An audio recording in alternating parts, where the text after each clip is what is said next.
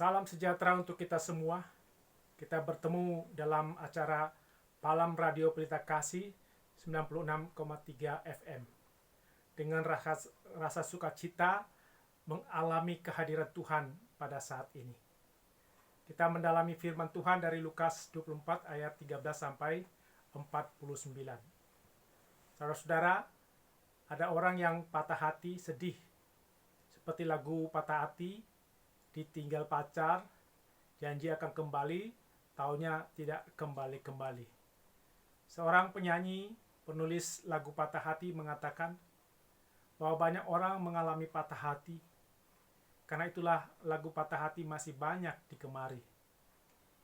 Patah hati membuat orang hilang keberanian, hilang kemauan, tidak mau berusaha, tidak mau berkumpul lagi, kecewa karena putus asa, kecewa karena harapannya gagal. Patah hati membuat sedih. Kedukaan juga membuat patah hati. Ayah meninggal, ibu meninggal, teman meninggal, artis yang digemari meninggal, membuat sedih, patah hati, patah semangat, kecewa karena harapannya gagal. Kehilangan pekerjaan, kehilangan keuntungan bisnis juga membuat patah hati. Ekonomi yang merosot juga membuat patah hati. Kleopas dan temannya termasuk patah hati karena harapan mereka pada Yesus sudah gagal. Mereka mengharapkan Yesus menjadi pahlawan, menjadi raja yang mengalahkan pasukan Romawi dan melepaskan mereka dari jajahan Romawi. Harapan murid Yesus awalnya sangat menyala-nyala karena Yesus sangat disenangi banyak orang. Makin banyak orang yang mengikut Yesus karena mukjizat dan perhatian Yesus pada orang sakit, miskin, dan lemah. Tapi harapan yang menyala-nyala itu hilang karena pemimpin Yahudi membawa Yesus ke pengadilan dan menuduh dengan tuduhan yang dibuat-buat. Yesus dianiaya, disalibkan, dan mati. Mereka menjadi kecewa dengan janji Allah akan memberikan Mesias, juru selamat dunia. Murid-murid sangat takut dianiaya oleh pemimpin Yahudi. Apalagi Petrus yang menyangkal Yesus, sangat malu dan takut serta menyesal telah menyangkali Yesus. Inilah suasana kecewa, patah hati.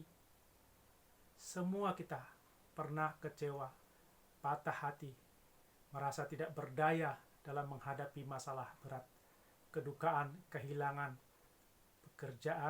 pekerjaan, kehilangan penghasilan, dan sakit yang tidak sembuh. Patah hati, kekecewaan ternyata dapat membuat orang tidak menyadari Yesus hidup, Yesus bangkit. Kita tidak sadar bahwa Yesus hadir dalam kesedihan dan patah hati serta kekecewaan kita. Kita kehilangan harapan, sama seperti matahari terbit di pagi hari. Orang tidak menyadari, tidak peduli. Orang tahu setiap pagi matahari terbit. Tapi apakah ada orang yang secara sadar melihat dan merasakan matahari terbit di rumah? Orang baru menyadari matahari terbit kalau sedang wisata di gunung, di bukit, di pantai untuk melihat matahari terbit. Kalau di rumah, ada orang berangkat jam 5 pagi, ada yang bangun terlambat, buru-buru bekerja, sekolah, sibuk, urus makanan, sehingga tidak pernah menyadari matahari terbit. Demikian Kleopas dan teman yang terbenam dalam patah hati dan kesedihan, sehingga tidak ada waktu untuk menyadari, merenung tentang perkataan Yesus bahwa dia akan bangkit pada hari ketiga. Kita pun seperti Kleopas yang sibuk, patah hati, kecewa, takut, tertekan, sesak. Kita tidak sadar, tidak menghayati kehadiran Yesus yang hidup dalam pergumulan kita. Kita tahu tentang Allah, Yesus, dan Roh Kudus, tapi kita tidak menyadari, tidak menghayati kehadiran Allah, Yesus, dan Roh Kudus. Bertemu Tuhan berarti sadar, menghayati kehadiran firman dalam hati, jiwa, pikiran kita. Firman itu menyentuh hati kita, seperti dialami oleh Kleopas dan temannya. Hati mereka berkobar-kobar ketika Yesus menjelaskan kitab Musa, kitab nabi-nabi. Ketika hati berkobar-kobar, tersentuh firman Tuhan, maka mereka bertindak meminta Yesus tinggal bersama mereka. Bertemu Yesus berarti hati berkobar, tersentuh, dan merindukan Yesus bersama-sama dengan kita, bersama dalam keluarga. Kita tidak membiarkan Yesus pergi dari hidup kita, dari rumah kita. Dan kita bersaksi, menceritakan tentang pertemuan atau persekutuan yang indah dengan Yesus. Tahu tentang Yesus, tapi tidak bertemu Yesus, itu adalah sia-sia. Tahu tentang Yesus, karena bertemu Yesus, itu sangat berguna, sangat menyentuh hati. Hatinya berkobar-kobar, seperti lagu NKB 104. Apinya berkobar dalam hatiku,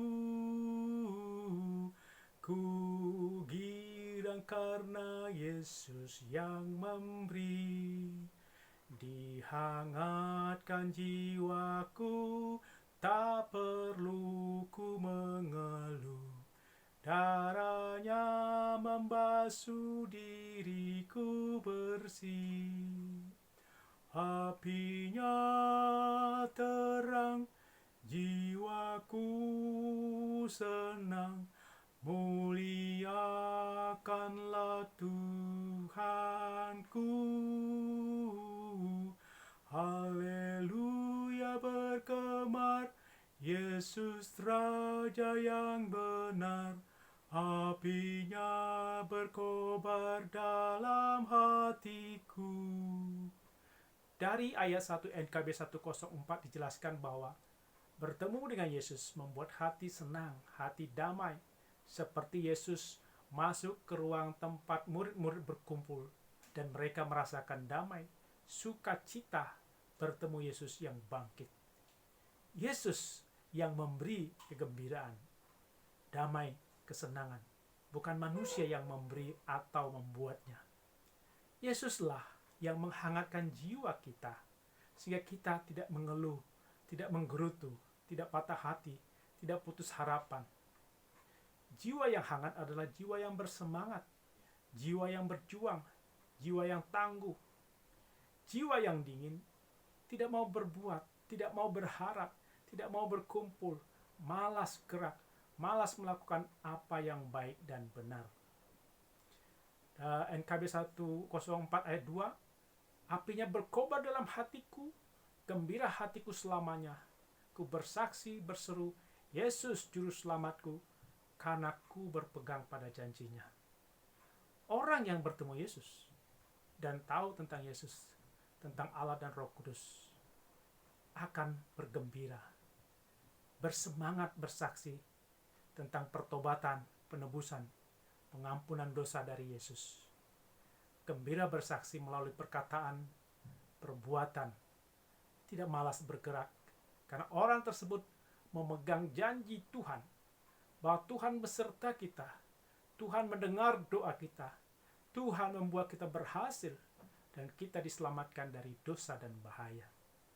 Orang itu tahu tentang Yesus dan bertemu Yesus, karena pikiran hati jiwanya dibukakan oleh Tuhan, sehingga mengerti firman Tuhan, merasakan kehadiran Tuhan melalui firman Tuhan yang didengar. Seperti kisah seorang pemudi X, bukan orang Kristen. Pacarnya pemuda Z, orang Kristen. Pemudi X berharap pemuda Z mengikuti agamanya.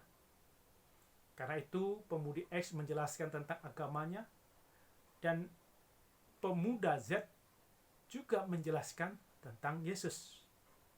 Setelah pemudi X mendengar penjelasan dari pemuda Z tentang Yesus, Pada suatu malam, pemudi X bermimpi.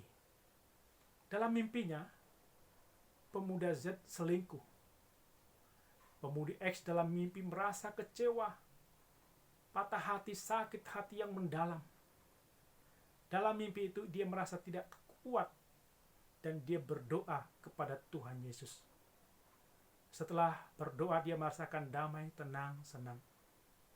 Pemudi X merasa heran.